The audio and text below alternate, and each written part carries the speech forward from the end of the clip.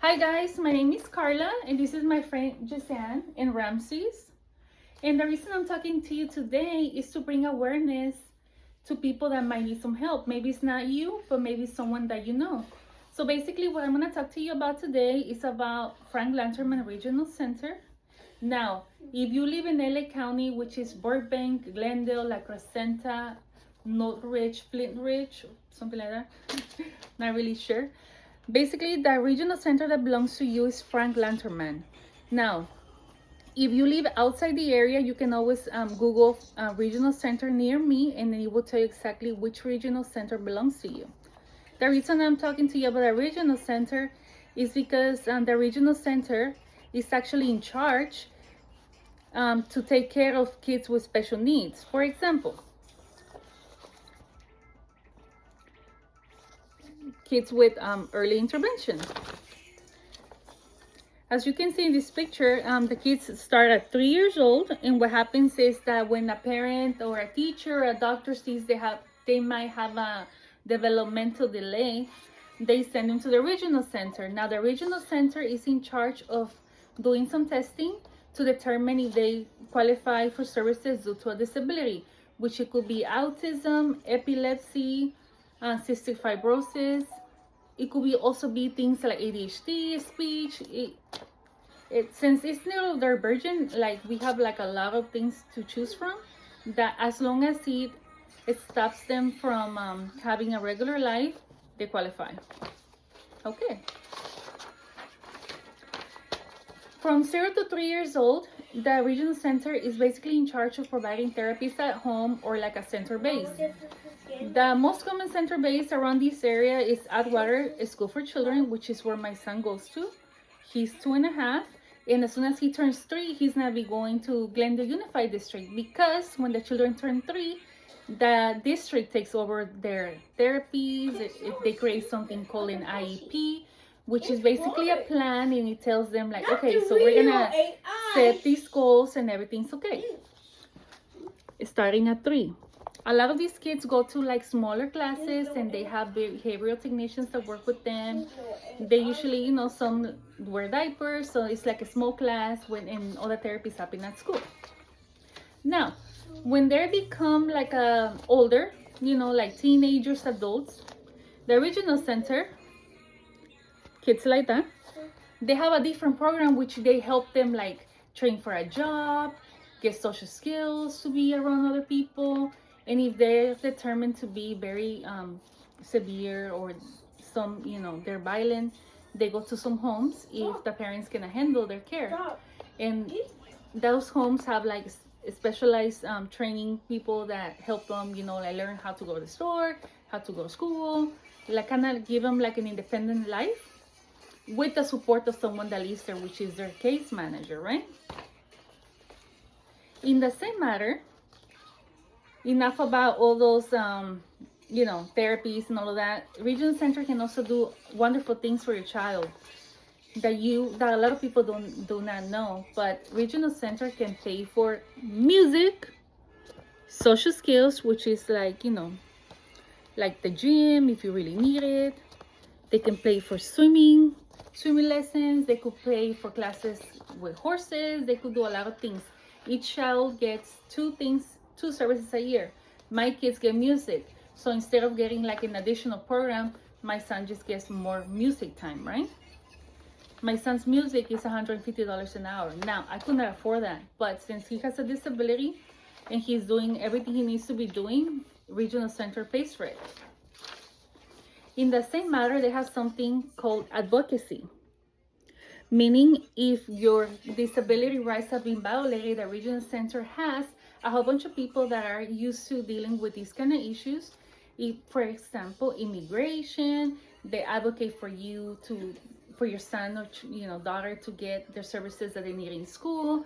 If the school is not doing their job what they're supposed to be doing, you call them and they'll fight for you. Okay? Now we're gonna be moving on to remind you that this is the most important time to get diagnosed. When you're a baby, what happens is that when you turn 3 years old, a lot of people tend to believe, which I was one of them, that, oh no, my child's taking longer to speak because we're bilingual, all these excuses, or maybe just in denial because we don't want to accept it. But it's very important that even if you don't accept it and you don't know, that you call them, because the earlier you start treatment, the better chances are that your child can become independent. And I'm going to tell you something about autism. It's very different. I have a 14-year-old that's very high functional. He goes to, our school, and he takes music, right? He tells me, when I read something, I don't remember, but I can read music. And I'm like, yes, that's your talent. So we're trying to, get the talent up, and kind of support him in whatever thing he desires. Now, my 6-year-old is nonverbal. He uses an AAC device. He's level 3. The oldest is level 2. My level 3 6-year-old is completely nonverbal, but he's very observant.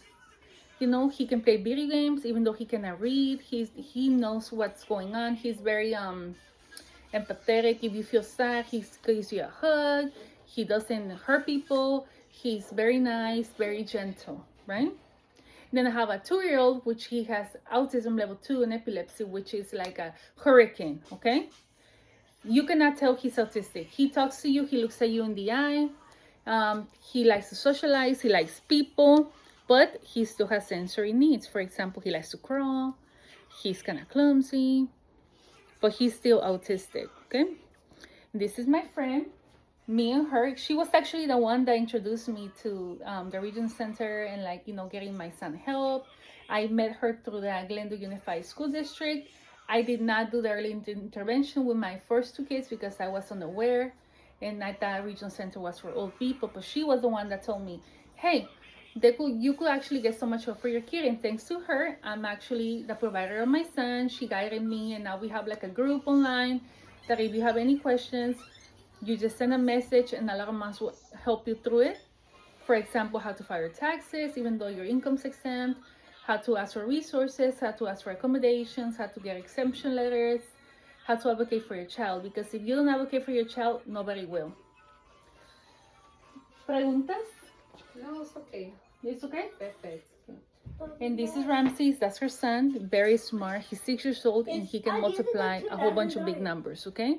Don't tell us how. He just knows how to read chapter books. He's super intelligent, that they wanted to skip him 3 grades. But she refused because, in the end of the day, he's still autistic and he didn't want to be in a room full of 9-year-olds when he's only 6, But yeah, if you have any questions, please feel free to send me a message. I will probably explain it better one-on-one because I get nervous in front of people. But if you have any questions about, your resources and how to advocate for your loved ones, send me a message. And if I don't know, I'll find someone that does. And thank you so much. Hey guys, my video got carried away. It's already 7 minutes, so I forgot to tell you that if you want resources, you can always, number 1, Google your area to find out which regional center belongs to you. Number 2, you can always access online and say disability advocate near me. Number 3, you could go to the ADA, which is the disability department. 3. Number 4, you can always ask the school and they'll give you referrals. Your doctor. But something about a doctor is you have to understand that doctors won't offer anything.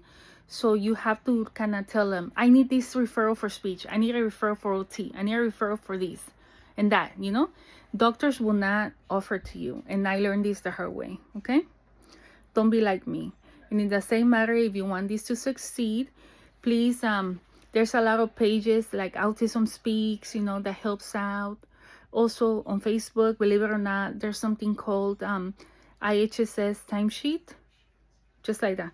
It's full of providers and they have a lot of questions, and stuff like that. And for epilepsy, please join the epilepsy groups because I have heard so many new things I didn't even know.